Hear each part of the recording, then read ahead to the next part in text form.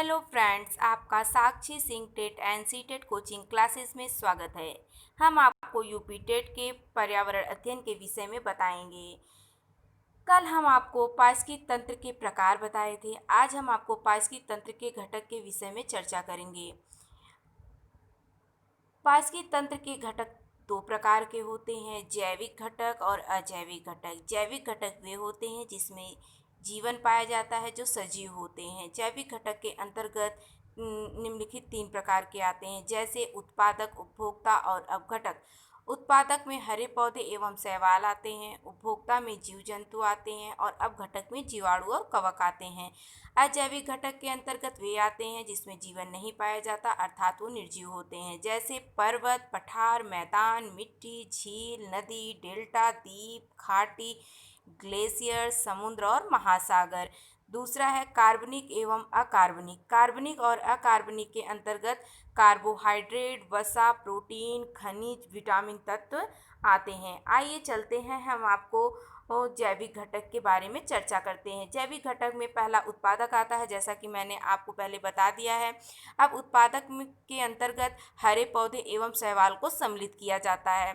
हरे पौधे और शैवाल जो होते हैं वो स्वपोषी होते हैं। जो स्वपोषी वो होते हैं जो अपना भोजन स्वयं बनाते हैं या स्वयं पर निर्भर होते हैं, उन्हीं को स्वपोषी कहा जाता है। हरे पौधे जिसमें क्लोरोफिल उपस्थित रहता है सूर्य की उपस्थिति में। सूर्य की उपस्थिति में पौधे अपना भोजन बनाते हैं, जिसके तथा क्लोरोफिल की उपस्थिति के कारण ही पौधे का रंग हरा होता है। कार्बन डाइऑक्साइड गैस जल एवं खनिज तत्व लेकर अपना भोजन बनाते हैं। अगर क्वेश्चन कहता है कि पेड़ पौधे अपना भोजन कैसे बनाते हैं, तो कार्बन डाइऑक्साइड, जल, सूर्य के प्रकाश की उपस्थिति में एवं खनिज तत्व लेकर वो अपना भोजन बनाते हैं। फिर उसके बाद आता है कि पौधों में अपना भोजन ग्लूकोज के रूप में पौधों के विभिन्न भागों में किसके द्वारा पहुंचाया जाता है, तो फ्लोरेम के द्वारा पहुंचाया जाता है। ये वेरी वेरी इम्पॉर्टेंट है, आप इस चीज़ों को जान जाइए कि पौधे जो होते हैं वो अपना भोजन और ग्लूकोज अपने विभिन्न भागों में किसके द्वारा पहुंचाते हैं, तो वो फ्लोरेम के द्वारा पहुंचाते हैं। आप इस चीज़ों को लिख लीजिएगा, बहुत इम्पॉर्टेंट है ये। उसके बाद फिर आता है कि पौधों में जल एवं खनिज तत्व जाइलम के द्वारा पौधों के विभिन्न भागों तक पहुंचता है। तो आप ये बिल्कुल जान जाइए कि ये भी वेरी इम्पोर्टेंट है। मैं आपको यहाँ टिक कर देना चाहती हूँ कि पौधों में जल एवं खनिज, अगर क्वेश्चन पूछता है कि पौधों में जल और खनिज तत्व के द्वारा विभिन्न भागों में कैसे पहुँचता है, तो जाइलम के द्वारा पहुँचता है। ये इम्पॉर्टेंट है, आप इसको लिख लीजिएगा, कॉपी में नोट डाउन एक लाइन में लिख लीजिएगा कि पौधे में जल एवं खनिज जाइलम के द्वारा पहुँचता है।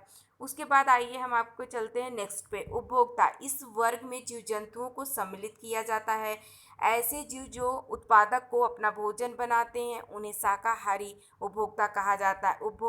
मतलब अगर आप ये समझिए, उत्पादक से मतलब है कि जो हरे पौधे, शैवाल इत्यादि से अपना भोजन बनाते हैं वो शाकाहारी कहे जाते हैं, जिसमें गाय, हिरन और हाथी आता है।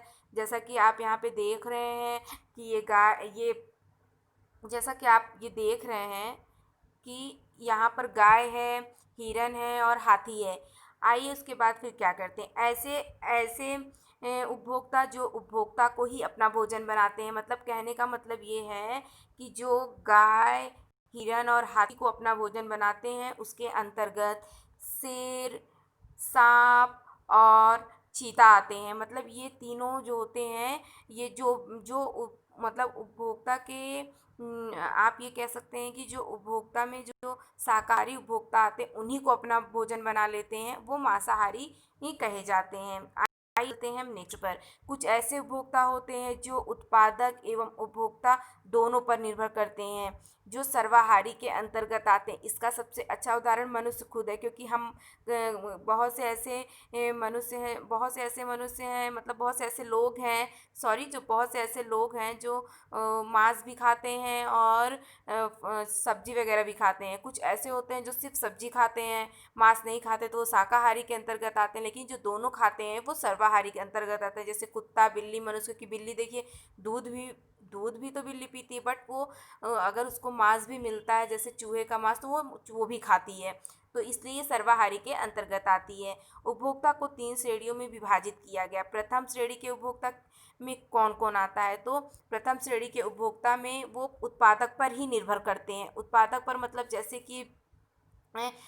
कि मतलब पेड़ पौधे से ही अपना भोजन बनाते हैं, जिसके अंतर्गत गाय, भैंस, बैल, हिरन, खरगोश, हाथी इत्यादि आता है। उसके बाद द्वितीयक श्रेणी के उपभोक्ता में मेंढक, सांप, बिल्ली, भेड़िया, मछली, ये सब ऐसे होते हैं जो सिर्फ और सिर्फ मांसाहारी के अंतर्गत आते हैं। उसके बाद जो है तृतीयक उपभोक्ता में शेर, चीता, तेंदुआ, भालू, चिड़िया, चील, बाज, मोर, गिद्ध इत्यादि